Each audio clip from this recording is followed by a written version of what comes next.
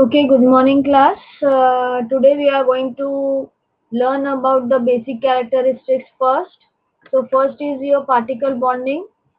So, particle bonding means grain to grain of soil should have a very good bonding between them. So, how this happens? The particle bonding is very weak. Very good bonding between them. So what we have to do? The particle bonding is very weak, very good bonding between them. So you have already seen. What we have to do? The particle bonding is very weak, very good bonding between them. So you have already. So see what is written. The particle bonding is very weak, so relatively easy to going to change and have non-linear behavior and characteristics. And second is shape, size and structure of soil particle. So first is your bonding. So in this for bonding, you have to see whether if their bonding is weak, relatively weak, or having strong. And non-linear means that the bonding is in elastic condition. That means if you are applying the load, then there is elastic bonding, and when you release the load, the body is coming to its original position. But non-linear condition is that when you apply the load and remove the load, the body will not gain its original condition. And next is your shape, size and structure of soil particles. So there are two types of soil. One is cohesive soil and another is non-cohesive soil. So cohesive soils are very prominent for swell shrink property, such as black cotton soil is the example. If you add water, it will swell. If you remove water, it will shrink. And non-cohesive soil such as sand, if you add water, it will drain out water, it will not swell. And you remove water, it will not shrink. So these are the two types of soil. So these are the shapes of soils. First is angular, second is subangular, subrounded, rounded, and the position is like dispersed and flocculated. Dispersed means face to face connection. This edge to edge connection means this edge is connected to this edge is connected to this edge is connected to this edge. To dispersed condition is edge to edge connection, and flocculated means edge to face connection. So this is your first line and the grain, and this is your second. So this edge is connected to this face, this edge is connected to this face. So this means that flocculated particles are face to edge connection. Now second is your soil fabric as mentioned in your syllabus of GET. The soil fabric is of two types, dense and loose. So if you see the arrangement of the soil particles like this, so you can see that the innermost blue color shows that the voids in this condition is very less. And if you see the loose sand condition, then you can see these blue type voids, they are in larger condition. So loose and then conditions are there. So arrangement of soil particles should be in such a manner, compaction in such a manner that the voids are very less. Next is your physical properties of soil. So we'll see some basic definitions and phase relationships. So first, soil, water and air. In this diagram, the black color is soil solids, and white color is water, and ash color is air. So here your volume of air, volume of water and volume of soil solids is given. If you compare this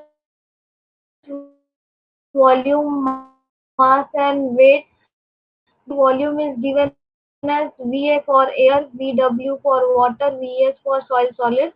Mass and weight for air is 0, but water contains Mw and mass Ms. And here Ww and Ws for water and soil solids.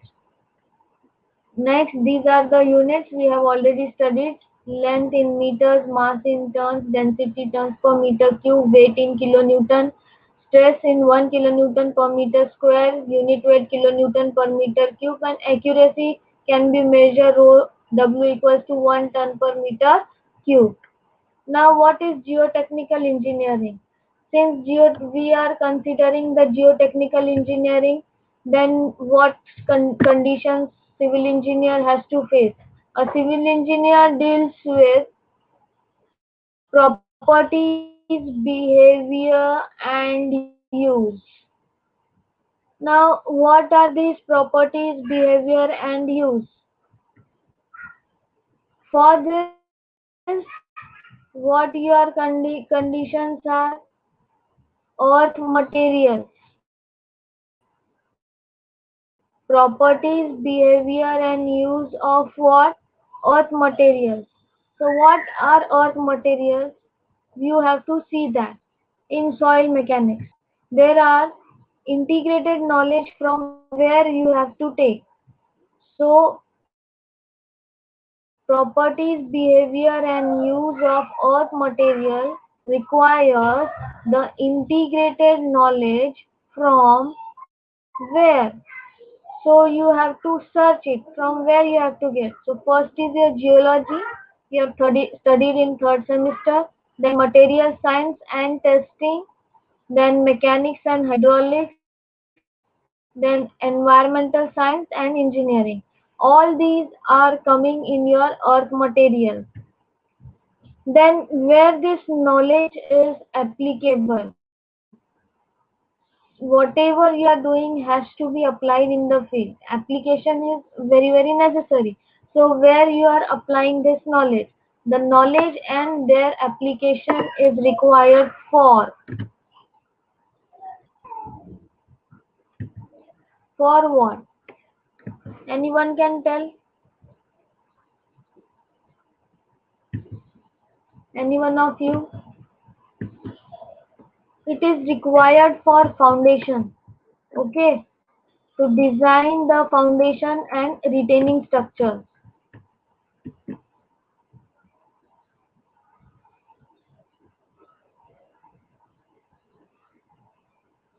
The application is required for what?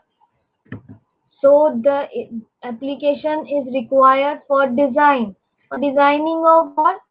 Foundation, retaining and earth structures. Foundation means wherever there are buildings, high-rise buildings, any malls, any public buildings, commercial buildings. So you are having foundation, shallow foundation and deep foundation footing. So there you require the application. Then retaining and earth structures. So retaining walls are given in the pavements and the slopes where you are having the basements.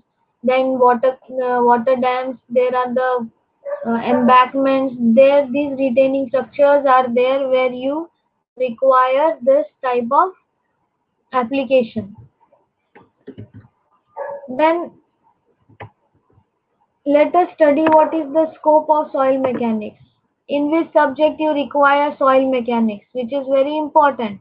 So first subject is embankment, excavation and dam. So it requires the knowledge of slope stability involving soil behavior for dams considering seepage problem. Whenever embankment and all is there, there will be slope, and with the help of slope, the water will try to seepage down, and therefore there will be the seepage problem. Next is your pavement design of rigid and flexible. Rigid pavement is made up of concrete and flexible pavement is made up of tar. So rigid and flexible pavements both depend on the behavior of subgrade of soil. So there you have to see the how much the soil is going to settle it, if it is a cohesive soil, how it will swell, what will be the repeated load, and in northern side, if there is frost action, how the heaves are developed. So all these conditions you have to see in pavement design.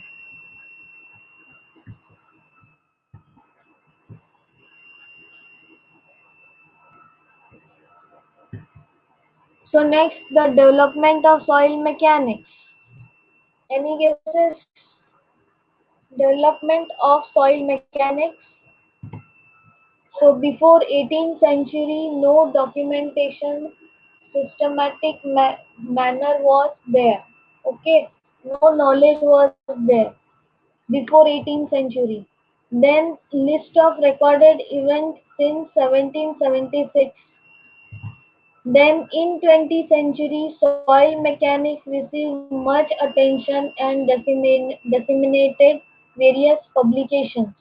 That means in 18th century, there was no documentation, there was only thumb rules and experience, and the foundations were made. Then list recorded that this study is necessary. Then in 20th century, it came into attention and various publications were made that this subject has to be studied further. Documentation work of geotechnical by Skinton in the Scientist editions in 1979.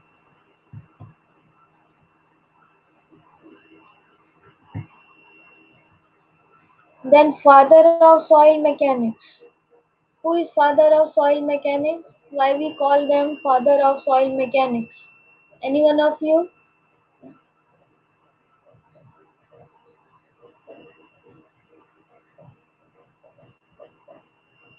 Any guesses for father of soil mechanics, students? Okay. It was Carl Terzaghi who made certain formulations,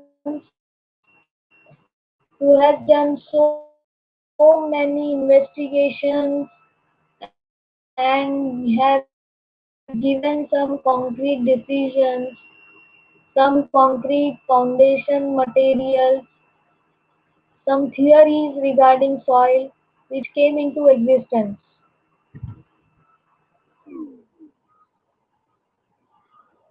Then what is soil?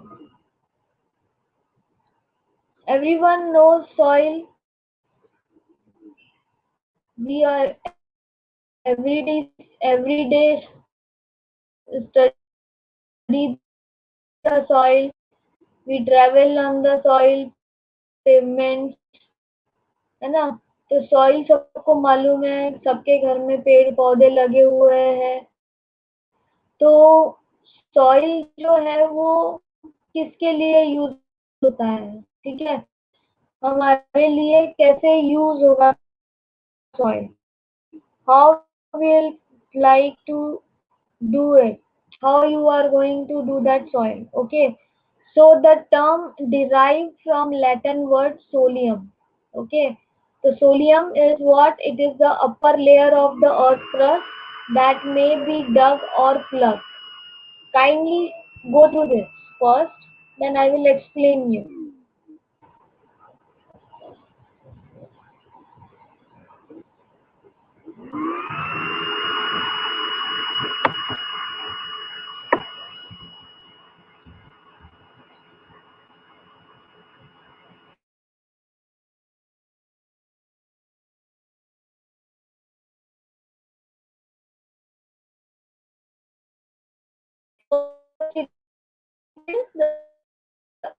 Uppermost layer of the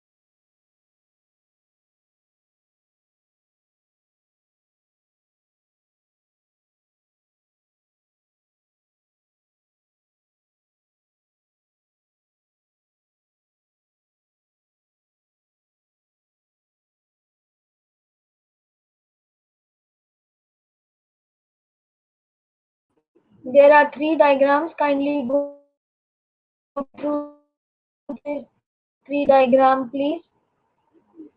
One is given by geologist. Geologist में अपर के दो layer है वो soil consider किया जाता है. Then agronomist they are saying that soil का upper एक पार्ट होता है, बीच में रॉक होता है और नीचे सॉइल सॉलिड्स होता है. ठीक है. और नेक्स्ट जो होता है जियो